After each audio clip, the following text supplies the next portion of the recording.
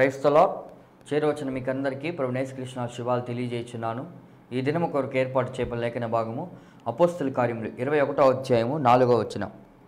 మేము అక్కడనున్న శిష్యులను కనుగొని 7 దినములు అక్కడ ఉంటిమి. వారు నీవు యెరూషలేములో కాలు పెట్టవద్దని ఆత్మ ద్వారా పౌలుతో చెప్పిరి. Praise the lord. దేవునికి స్తోత్రం. హల్లెలూయా, హల్లెలూయా, హల్లెలూయా. స్తోత్రం. క్రీస్తునందున్న ప్రియ సహోదరి సహోదరులారా, మీ అందరికీ, మీకు, మీ కుటుంబ సభ్యులకి, మీ కుటుంబంలో పెద్దలకి, చిన్నలకి, స్త్రీలకి, పురుషులకి అందరికీ ప్రత్యేకమైన వందనాలు తెలియజేస్తున్నాను. మరొకసారి జీవవాక్యాన్ని చేతపట్టుకొని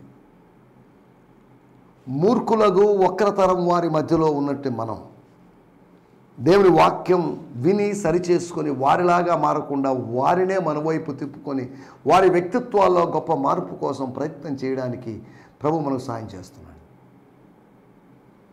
దేవుని స్తోత్రం. హల్లెలూయా. మీరు ఉదయకాలాన్నే యూట్యూబ్లో నోటిఫికేషన్ రావడాన్ని బట్టి ఆ నోటిఫికేషన్ మీరు క్లిక్ చేశారు, లేదంటే సబ్స్క్రైబ్ చేయడాన్ని బట్టి మీకు ఈ స్ట్రీమింగ్ వస్తున్న విషయం తెలిసింది. యూట్యూబ్లో చూస్తున్న వాళ్ళు కొంతమంది చూస్తున్నారు, వారిని బట్టి నేను ప్రభు నామాన్ని మహిమపరుస్తున్నాను. టీవీ సెట్ల ద్వారా చూస్తున్న వాళ్ళు దయచేసి జ్ఞాపకం చేసుకోండి, చివరి వరకు వినండి. మీకేమైనా సందేహాలు ఉంటే నన్ను సంప్రదించండి. మీకేదైనా దీనికి ఎక్స్ట్రా యాడ్ చేసి చెప్పాలి, చెప్తే బాగుండేది అని అనిపిస్తే దాని గురించి కూడా మీరు నాకు తెలియజేయండి. ఈ వాక్యాలు మీకు ఆశీర్వాదకరంగా ఉండాలనేది నా యొక్క ఆశ. దేవుని స్తోత్రం. హల్లెలూయా. కాబట్టి ఒకవేళ దీంట్లో ఫోన్పే, గూగుల్ పే నంబర్లు ప్రస్తావించకపోయినా, మా సంఘ వివరాలు ప్రకటించకపోయినా, లేదంటే ఒక మంచి పాట, మంచి సంగీత భరితమైనటువంటి పాట లేకపోయినా, దేవుని వాక్యానికి ప్రాధాన్యత ఇవ్వాలి అనేటువంటి ఉద్దేశంతో ఆయన హెచ్చవలసి ఉన్నది. అంటే దాని అర్థం ఆయన అంటే వాక్యం, వాక్యమైన దేవుడు, వాక్యమని పేరు కలిగిన వాడు. వాక్యము అనబడి దేవుని యొద్ద ఉండి దేవునితో ఉండి దేవుడైన వాడు.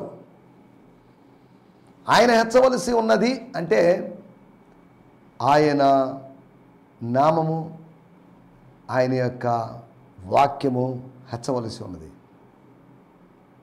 కాబట్టి ఈ సమయంలో రండి, టైం వేస్ట్ చేయొద్దు, మనకు సమయం కొద్దిగా ఉంది. ఇది కేవలము 28-29 నిమిషాల ప్రోగ్రాం మాత్రమే. అంటే మ్యాక్సిమం ఒక అరగంట. ఎంతో టైం వేస్ట్ చేస్తుంటే ఈ అరగంట ప్రభు కోసం కేటాయించగలిగితే అది వేస్ట్ కాదు, ఇన్వెస్ట్ లాగే ఉంటుంది. ఎవరైనా ఈ కార్యక్రమాన్ని ఫస్ట్ టైం చూస్తున్నట్లయితే వారికి ప్రత్యేకమైన అభినందనలు తెలియజేస్తున్నాను. దేవుని స్తోత్రం. హల్లెలూయా. మీ ప్రార్థనా విషయాలు మీరు దయచేసి నాకు తెలియజేయండి. నేను, మా బృందం ప్రార్థన చేస్తాం. ప్రతి శుక్రవారము మరియు శనివారం మా స్థానిక సంఘంలో ఉపవాస కూడిక మరియు కనిపెట్టు కూడిక ఈ రెండు జరుగుతాయి. కనుక మీ ప్రార్థనా మనవులు నాకు పంపించాల్సిందిగా కోరుతున్నాను. కొంతమంది విదేశీ ప్రయత్నాల్లో ఉన్నారు, వారికి దేవుడు సాయం చేయనట్లుగా. విదేశాల్లో ఉన్న వాళ్ళు ఇక్కడికి రావాలని ఆశిస్తున్నారు. మా పాస్టర్ గారు విక్టర్ పాల్ గారని, విక్టర్ పాల్ గారు, వారు కోట దగ్గర ఉంటారు. వారి కుమారుడు కజకిస్తాన్లో MBBS చేస్తున్నాడు. ఆయన లీవ్ కోసం రాబోతున్నాడు. కనుక ఆ యవనస్తుడు జీవన్ కోసం మనం ప్రత్యేకంగా ప్రార్థన చేస్తాం. కొంతమంది విదేశీ ప్రయత్నాలు, ఆ స్థానిక సంఘంలో బ్రదర్ పి జాషువా, విన్నీ అని పిలువబడే సహోదరుడు, తన స్టడీస్ పూర్తి చేసుకొని, తన బ్యాచిలర్స్ పూర్తి చేసుకొని, తన మాస్టర్స్ కోసం విదేశాలకు వెళ్ళాలనుకుంటున్నాడు. ప్రభు ఆ బిడ్డ కోసం ద్వారం తెరిచాడు. ఇక పూర్తిగా ద్వారం తెరవబడి ఆ ద్వారం గుండా అతను ప్రవేశించి ఆశీర్వాదాల్లోకి పాలిభాగస్తుడు కావాలి, ఆశీర్వాదాలను ఇన్హెరిట్ చేసుకోవాలి. తమ భవిష్యత్తు దృష్ట్యా కొంతమంది ఇక్కడ ఉండడం కన్నా బయట ఉంటే బాగుంటుంది అని తీర్మానం తీసుకున్న వాళ్ళు ఉన్నారు. ఎక్కడున్నా కానీ మీరు ప్రభునామాన్ని మహిమపరచవచ్చు. కనుక మన యవనస్తుల కొరకు మనం ప్రత్యేకంగా ప్రార్థన చేస్తాం. వాళ్ళకి కావాల్సినటువంటి లేదా వీసా, ఆ ఇంటర్వ్యూ విషయాల్లోనూ, మెడికల్ ఈ విషయాల్లోనూ వీటన్ని విషయంలో ఎటువంటి కన్ఫ్యూజన్ లేకుండా వారికి ఒక క్లారిటీ వచ్చి వారు చక్కగా వాటన్నిటిలో వాళ్ళు క్వాలిఫై అయిపోయి మన ఎవరి బిడ్డలు అక్కడికి వెళ్ళి విదేశాలకు వెళ్ళి చక్కగా చదువుకొని రావాలి, ప్రయోజకులుగా రావాలి. తద్వారా మినిస్ట్రీకి అదొక పెద్ద ఆశీర్వాదకరంగా మారాలి. ఈ సమయంలో మన యవన బిడ్డల కోసం మనం ప్రత్యేకంగా ప్రార్థన చేస్తాం. అందరూ కళ్ళు మూసుకోండి, చిన్న ప్రార్థన చేసుకుని కార్యక్రమం ముందుకు సాగుదాం. పరిశుద్ధమైన మా దేవా, మీకు వందనాలు చేస్తున్నాం. మా యవన బిడ్డల కొరకు ప్రార్థన చేస్తున్నాం. ఎందుకంటే ప్రభువా,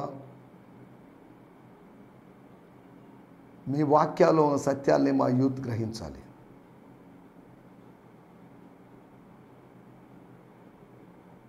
కానీ మా యూత్ లోకానుసారంగా ఉన్నారు. వారి కొరకు మేము ప్రత్యేకంగా ప్రార్థన చేస్తున్నాం. వివాహాల కోసం సిద్ధపడుతున్నట్టు యవనస్తుల కొరకు, విదేశీ ప్రయాణాల కొరకు సిద్ధపడుతున్న వారి కొరకు, అయ్యా బ్రదర్ జాషువా కొరకు ప్రార్థన చేస్తున్నాం. ఆయన కొరకు ద్వారాలు తెరిచారు, ఇంకా మీరు ద్వారాలు తెరవండి. ఈ కార్యం జరిగించలేదు, కావలసిన వనరులు మీరు సమకూర్చండి. స్తోత్రం, హల్లెలూయా. ప్రభా, మీకు వందనాలు. కొంతమంది యవన బిడ్డలు ఫెయిల్ అయిపోయారు తమ స్టడీస్లో. వారు నెక్స్ట్ టైం చక్కగా రాసి ప్రిపేర్ అయ్యి మీ నామాన్ని మహిమపరచగలటూ సాయం చేయమని అనుకుంటున్నాను. దేవా, ఈ సమయంలో నాతో ప్రార్థనలో ఏకీభవిస్తున్న వారందరినీ మీ సన్నిధికి తెస్తున్నాను. మీతో మాట్లాడేటువంటి సమయం ప్రాముఖ్యమైన సమయమని, దానికి ఏదో భాషా ప్రావీణ్యము పాండిత్యము రావాలనే లేదు. అల్పులైనటువంటి మా వారు, పామరులమైనటువంటి మా లాంటి వారి ప్రార్థనలు మీరు ఆలకిస్తున్నందుకు మీకు వందనం చేస్తున్నాం. నీతిమంతుల ప్రార్థనల వైపు ఆయన చెవి ఎగ్గి ఉన్నాడని మీ వాక్యంలో మాట మేము జ్ఞాపకం చేసుకుంటూ స్తోత్రం. ప్రభా, ఈ యవనస్తుల తర్వాత నెక్స్ట్ రాబోయేటువంటి యవనస్తులు ఉన్నారు. వాళ్ళు కూడా బయటికి వెళ్ళాలి, విదేశాలకు వెళ్ళాలి, చక్కగా చదివి ప్రయోజకులు కావాలి. ప్రభా, ఈ సమయంలో మీరు మాతో మాట్లాడండి, మమ్మల్ని బలపరచండి. మీ వాక్యం మాకు కావాలి. స్తోత్రం, స్తోత్రం. తండ్రి, యవనస్తులు, ఒకరిద్దరు యవనస్తులు మ్యారేజ్ ప్రపోజల్స్ వచ్చి ఏవి సెట్ కాకుండా మ్యారేజ్ చేసుకోవాలా వద్దా అనే ఆలోచనలో కూడా, నిరాశలో కూడా ఉన్న పరిస్థితులు. నవంబర్ నెలలో మీ దాసుడు, సేవలో ఉన్నటువంటి స్వార్థ గాయకుడు బ్రదర్ జక్కుల్లా ప్రవీణ్ గారి వివాహం జరగబోతుంది. ఆయన మీ దాసుని మీరు జ్ఞాపకం చేసుకోండి. ప్రతిదీ సమస్తమును క్రమంగాను మర్యాదగాను మీరు జరిపించుకొని మీ నామాన్ని భయం తెచ్చుకోమని అనుకుంటున్నాను.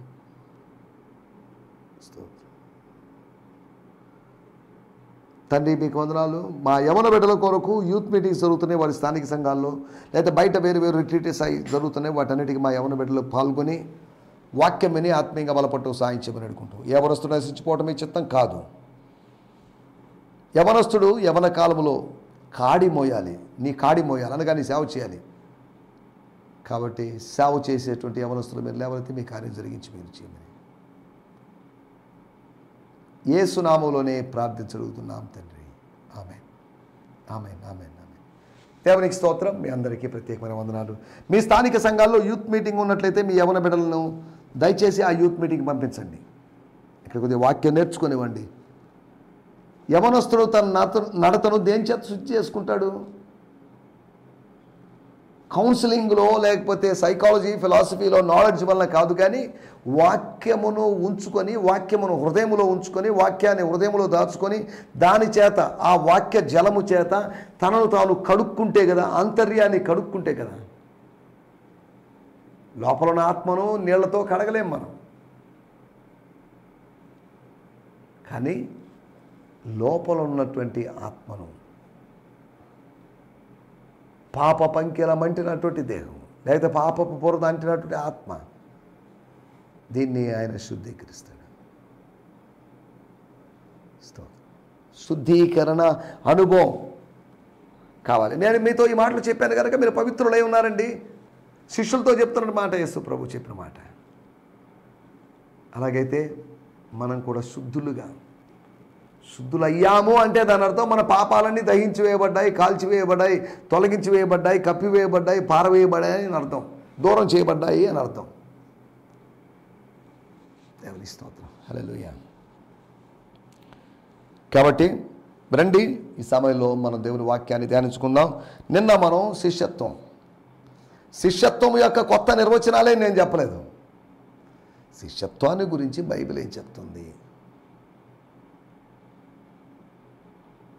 నిర్వచనాలు అర్థాలు చెప్పుకోవడం కాదు మన పని. అదే సమయంలో దాంట్లోంచి కొన్ని సూత్రాలు గ్రహించి దాని ప్రకారం మన జీవితాలను అన్వయించుకోవాలి. ఒకటి, శిష్యత్వం అంటే ప్రేమతో. కొంతమంది మన సహోదరులే, కానీ సహోదరులే మనకు మన శిష్యులుగా, ఆత్మీయ శిష్యులుగా మారే అవకాశం ఉంది. శిష్యత్వం, శిష్యులు అంటున్నప్పుడు బ్రియాన్ సిమ్మన్స్ గారి తర్జుమాలో దానికి విశ్వాసులు అనే మాట, బిలీవర్స్ అనే మాటను ఉపయోగించారు.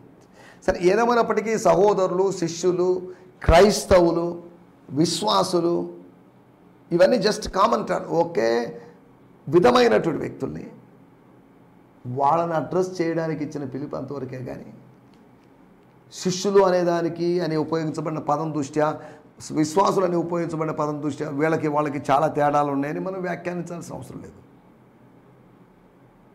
They are not exactly same, but they are almost same. 100% ఖచ్చితంగా అలాగే అని కాకపోయినా almost they are same. They both are same.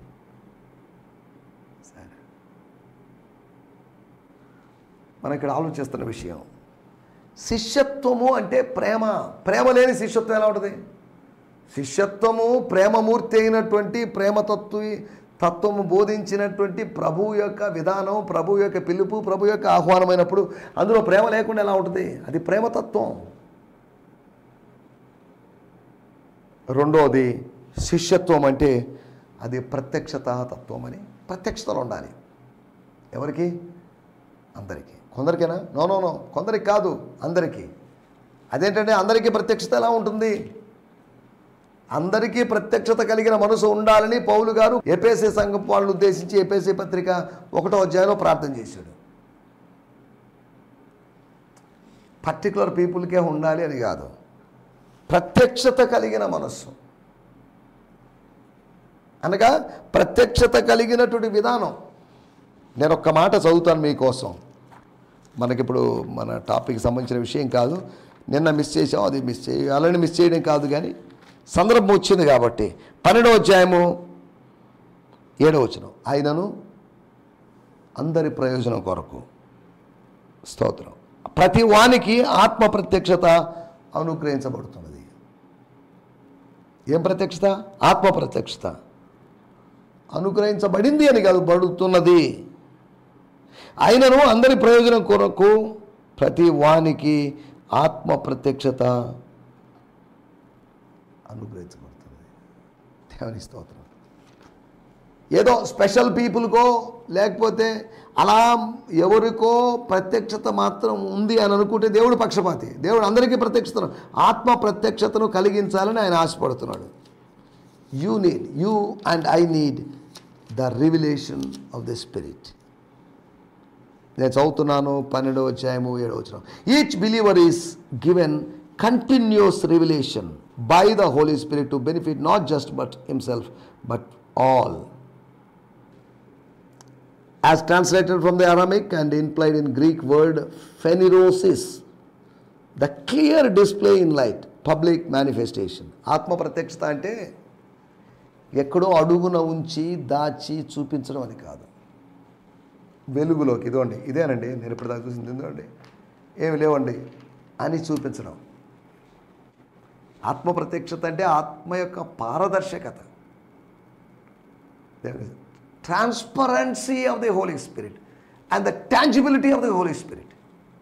పారదర్శకత ఉండి మనల్ని స్పర్శిస్తున్నటువంటి, స్పృశిస్తున్నటువంటి ఆ సున్నితమైనటువంటి అనుభవం. సరే, ఆత్మ ప్రత్యక్షత అంటే ఆత్మ అనుగ్రహించేటువంటి, ఆత్మ బయలుపరచడం, ఆత్మ మనలోని పనిచేయడం.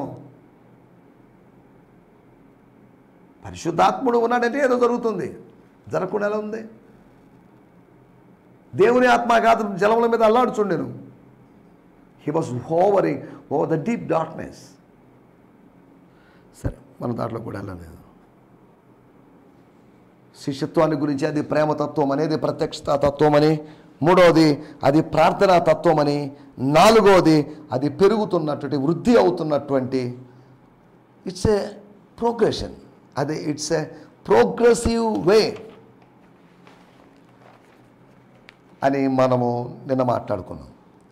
రండి, ఈ దినము కూడా మన ధ్యానం నిమిత్తమై అపోస్తల కార్యములు 21వ అధ్యాయము 4వ వచనాన్ని చదువుకుందాం. మేము అక్కడ ఉన్న శిష్యులను కనుగొని 7 దినములు అక్కడ ఉంటిమి. Not 1 day or 2 days, 7 days we spent with them, with the disciples in Christ, disciples of Christ. వారు నీవు యెరూషలేములో కాలు పెట్టవద్దని ఆత్మ ద్వారా పౌలుతో చెప్పిరి. శిష్యులుగా లేరు. ఎక్కడ కూడా అన్యజనులలో శిష్యులుగా ఉన్న వారిలో ఆత్మవరం కనిపించింది. అనగా అన్ని జనులకు మాత్రమే ప్రవచన వరం ఉంటుందని కాదు, అన్ని జనుల నుంచి వచ్చిన వారికి మాత్రమే ప్రవచన వరం ఉంటుందని కాదు. 4వ వచనంలో రాయబడింది, మేము అక్కడ ఉన్నప్పుడు శిష్యులను కనుగొన్నాం. శిష్యుల కోసం వెతికాం, ఎంక్వైరీ చేసాం. ఏమండి, యూదా మతస్థులు కాక అన్యజనులుగా ఉండి, లేదు అంటే యూదా మతస్థులుగానే ఉండి ఇక్కడ ఫలాని వ్యక్తి లేకపోతే శిష్యులు అనబడిన వాళ్ళు అనగా ఫాలోవర్స్ ఎవరైనా ఉన్నారండి? క్రిస్టియన్స్ ఎవరైనా ఉన్నారా? దేవుని బిడ్డలు ఎవరైనా ఉన్నారా? చర్చికి పోయే వాళ్ళు ఎవరైనా ఉన్నారా? అదనమాట ఎంక్వైరీ చేసే విధానం. అంటే పౌలు ఖచ్చితంగా ఇలా ఎంక్వైరీ చేశాడని, ప్రశ్నించి ఎంక్వైరీ చేశాడని కాదు నా మాటలేక ఉద్దేశం. కనుగొనడం, అది మన పాయింట్. లోకము కనుగొనలేని దాన్ని మనము కనుగొనాలి. స్తోత్రం, హల్లెలూయా. అడిగితే ఇవ్వబడుతుంది, వెతికితే దొరుకుతుంది. అంటే కనుగొనే ప్రయత్నం చేస్తే మనం పొందుకుంటాం. ఒకరు తట్టాం, నాక్ చేశాం, మనకు తెరవబడుతుంది. ఇవ్వబడాలి, దొరకబడాలి, అంతేకాకుండా తెరవబడాలి. మనం ఆలోచిస్తున్న విషయము, వి ఫౌండ్ డిసైపుల్స్. అకస్మాత్తుగా కొంతమంది శిష్యులు తగిలాడని కాదు. అటు వెళ్తున్నామండి, మార్కెట్ దగ్గరికి వెళ్ళాం, ఎవడో కనిపించాడు. ఎవరండి మీరు అడిగాం. మేము యూదా మతాన్ని వదిలిపెట్టామలేండి. అంటే మీరు శిష్యులా? ఏ విధంగా, ఏ మెథడాలజీ ప్రకారం, ఏ మెథడ్ ప్రకారం అతను ఫాలో అయ్యాడో, రీచ్ అయ్యాడో మనకు తెలియదు.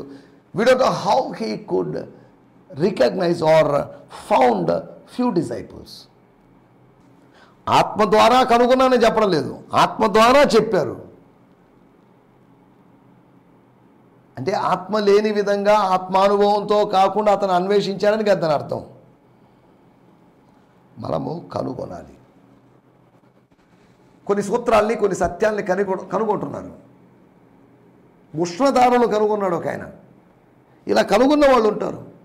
శాస్త్రవేత్తలు కనుగొంటున్నారు, కొత్త విషయాలు కనుగొంటున్నారు. శిష్యత్వంలో లేకపోతే ఏం జరిగింది అనే దాని గురించి మనం మాట్లాడుకున్నాం. ఈ రోజులో కనుగొనడం గురించి మనం కొన్ని విషయాలు ఆలోచిద్దాం. ఒకటి, వాళ్ళు దే ఫౌండ్ డిసైపుల్స్. పౌలు గారు శిష్యుల్ని కనుగొన్నాడు. అనగా శిష్యత్వం చెయ్యాలి అనే ఆలోచనలో ఉన్నటి వ్యక్తికి వెదకబోయిన తీగ కాలికి తగిలిందన్నట్టుగా. సార్, మీరు శిష్యుల కోసం వెతుకుతున్నారు తెలుసు, మేము శిష్యులం అండి. We are the disciples of Apollos. Maybe we are the disciples of John the Baptist. కనుగొనాల్సిన విషయాలు ఏంటి? జీవితంలో మనిషి ఏదో ఒకటి కనుగొనాలి. ఎవడో ఏదో ఒకటి చెప్తే గుడ్డిగా నమ్మి దాన్ని follow, okay we will follow, okay you are good, you are great man, that's why we follow you అనేటువంటి తత్వం కరెక్ట్ కాదండి. నువ్వు శాస్త్రవేత్త, నీకు సైన్స్ అయితే తెలియకపోవచ్చు, అయినప్పటికీ నువ్వు కనుగొనొచ్చు. స్తోత్రం. ఆర్కిమిడీస్ కనుగొన్నట్టుగా ఏదో సూత్రాన్ని కనిపెట్టమని కాదు నేను చెప్పేది. ఒకటి, శిష్యులను కనుగొనడం. శిష్యులను కనుగొన్నప్పుడు శిష్యుల ద్వారా శిష్యులు మోటివేట్ చేసి మరి కొంతమంది శిష్యులు తయారు చేయొచ్చు. రెండో విషయాన్ని నేను మీకు జ్ఞాపకం చేస్తున్నాను. అపోస్తల కార్యము 9వ అధ్యాయం. సౌలు మరి ఎక్కువగా బలపడి Yes. క్రీస్తు అని రుజువుపరుస్తూ దమస్కులో కాపురమున్న యూదులను కలవరపరిచాను. దమస్కులో కాపురమున్నటువంటి దమస్కు వాళ్ళని, దమస్కైట్స్ని కలవరపరిచాడు. ఏమైంది? అతడు మరింత బలపడ్డాడు. హౌ? శిష్యులు ఎవరు వచ్చి అతనికి టీచింగ్ ఇవ్వలేదు. అనని ఆ రోజు గెలిచాడు, మళ్ళీ గెలిచాడు లేదో మరి మనకు తెలియదు. అతను లేకపోతే ఏమాత్రం ఇంట్రెస్ట్ లేకుండా వెళ్ళాడు. తర్వాత పరిస్థితి నిజంగా దేవుడు చెప్పింది నిజంగా తల మీద చేపెట్టాడు. ఆ పరిశుద్ధాత్మాభిషేకాన్ని పొందాడు. ఓకే, తర్వాత అయినా ఎందుకులేండి అన్నట్టుగా జాప్యం చేస్తున్నాడు. స్తోత్రం. తాను లేఖనాలను సెర్చ్ చేస్తున్నాడు. లేఖనములలో గుప్తమైన క్రీస్తుని, స్వర్గములో క్రీస్తును కనుగొన్నాడు. స్వర్గపు క్రీస్తును శాస్త్రపు పుటల్లో యూదుల సమాజ మందిరాల్లోకి వెళ్ళి యేసు క్రీస్తు దేవుడు అని చెప్తున్నాడు. ఎలా చెప్తున్నాడు? ఏసే క్రీస్తు అయి ఉన్నాడు, ఏసే మస్సియా అయి ఉన్నాడు. ఎలా చెప్పాడు అని అనుకుంటున్నానండి. నో, అనుకుంటున్నాము అని చెప్తే దానికి నిశ్చయిత లేనట్టు అర్థం. అనుకోవడం కాదు మనకిప్పుడు. నేను కనుగొన్నాను అని అనుకుంటున్నాను కాదు. I found. ఒకటి శిష్యులను కనుగొన్నటువంటి పౌలు. ఎంతమంది శిష్యులను కనుగొన్నాడో మనకు తెలియదు. 2 3 10 మంది 20 మంది 30 మంది మనకు తెలియదు. అతడు శిష్యులను తయారు చేయడం మాత్రమే కాకుండా శిష్యులను కనుగొనడం, శిష్యులను కనడం చేశాడు, కనుగొన్నాడు. స్తోత్రం, హల్లెలూయా. స్వర్గములో క్రీస్తును కనుగొన్నటువంటి పౌలు. ఇంకో మాటను నేను మీకు జ్ఞాపకం చేస్తాను. 3వ మాట అపోస్తల కార్యములు 14వ అధ్యాయం 9వ వచనం. అతడు పౌలు మాట్లాడుట వినెను. పౌలు అతని వైపు తేరి చూచి స్వస్థత పొందుటకు అతనికి విశ్వాసం ఉండేనని గ్రహించి. చాలండి. బలహీన పాదాలు కలిగిన వాడిని చూసి అతని కాళ్ళ వైపు చూశారు కదా, అతని ఆత్మలోకి చూసి. ఈయన కాళ్ళ వైపు చూసి బాగు చేయడానికి ఈయన డాక్టర్, మెడికల్ డాక్టర్ ఏం కాదు, ఫిజికల్ డాక్టర్ ఏం కాదు. అతని ఆత్మలో చూసినప్పుడు ఎప్పుడో తాత ముత్తాతల కాలంగా అట్టి విశ్వాసం వచ్చిందని కాదు. లూయిస్లోనూ యూనికేలోనూ వసించిన విశ్వాసం తిమోతిలో వసించింది. 3 జనరేషన్లుగా వాళ్ళు విశ్వాసులుగానే ఉన్నారు. మనం ఇక్కడ ఆలోచిస్తున్న విషయం, ఏం కనుగొనాలి? కనుగొనొచ్చా మానవుడు? ఎస్, కనుగొన. He will surely find something. అంతెందుకంటే యోహాను సువార్త 1వ అధ్యాయంలో మా మెస్సియాను కనుగొంటిమి. దేవుని స్తోత్రం. మేము ఇంతకుముందు ఈ రకరకాలు కనిపెట్టాం కానీ కనుగొన్నాం, కానీ ఇప్పుడు మెస్సియాను కనుగొన్నాము. Our life is blessed life as we found Messiah. ఒకటి శిష్యులను కనుగొన్నాడు, రెండవది స్వర్గంలో క్రీస్తును, మూడవది ఎవరో చెప్తే తెలిసిన విషయం కాదు. అంటే పౌలు గారు ముందు వరుసలో కూర్చున్నాడు, బలహీన పాదాలు కలిగిన వాడు, అతనికి విశ్వాసం ఉందని నాకు అనిపిస్తుంది. ఒకటి వేసిన పునాది మీద నేను వేయకుండా ఉన్నట్లు అనగా ఎవరో ఐడియాల ప్రకారం సాగిపోవడం పౌలుకి ఇష్టం లేదు. అతనికి అనిపించింది ఆత్మలో, సోదరుడా గెటప్, లేచినాడు, rise and walk in Jesus name అని చెప్పాడు. సరే, అతను నడిచాడు, దేవుడి కార్యం జరిగింది. ఎందుకు చెప్తున్నానంటే అతనిలో విశ్వాసాన్ని, యేసు వారి విశ్వాసాన్ని చూచెను అని మార్కు సువార్త 2వ అధ్యాయంలో ఉన్నట్టుగా ఇతడు అనగా పౌలు గారు ఆ బలహీన పాదములు కలిగిన వానిలో పుట్టినటువంటి, ప్రసంగం వింటూ ఉండగా పుట్టినటువంటి విశ్వాసాన్ని, ఏం ఫెయిత్? నాట్ సేవింగ్ ఫెయిత్, రక్షించే విశ్వాసం కాదండి. అంటే విశ్వాసం రక్షించదని కాదన్న మాటలకు ఉద్దేశం. హీలింగ్ ఫెయిత్, స్వస్థపరిచేట విశ్వాసం ఉందని కనుగొన్నాడు. దేవుని స్తోత్రం, హల్లెలూయా. మూడో విషయము, స్వర్గ లక్షణమైనటువంటి విశ్వాసాన్ని కనుగొన్నాడు. ఒకటి శిష్యులను కనుగొన్నాడు, రెండోది స్వర్గపు క్రీస్తును కనుగొన్నాడు, మూడోది దేవుని స్తోత్రం స్వర్గ లక్షణ, స్వర్గ స్వభావమైనటువంటి విశ్వాసాన్ని, ఫెయిత్ని కనుగొన్నాడు. 4వ విషయం చెప్పి నేను ముగిస్తాను. 17వ అధ్యాయము 1వ వచనం అపోస్తల కార్యం.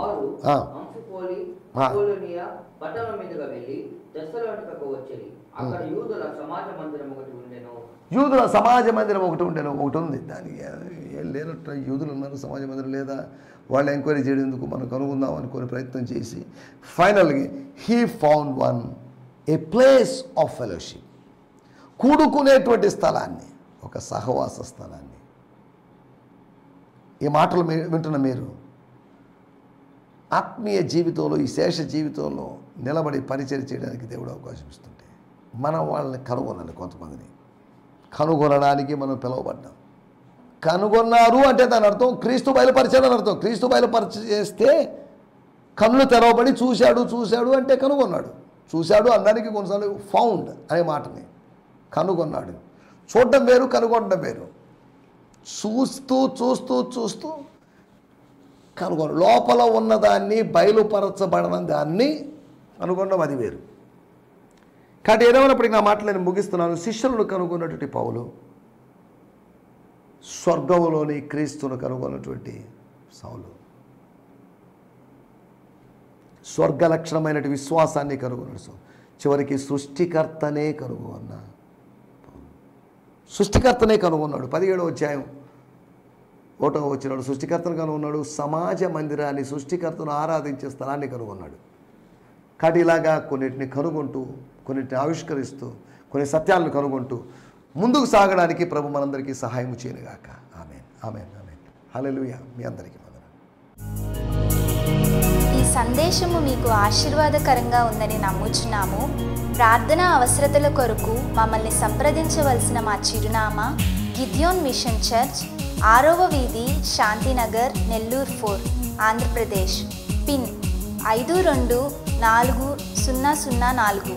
మా ఫోన్ నంబర్లు 7036443613 మరి ఒక నంబర్ 9392293010.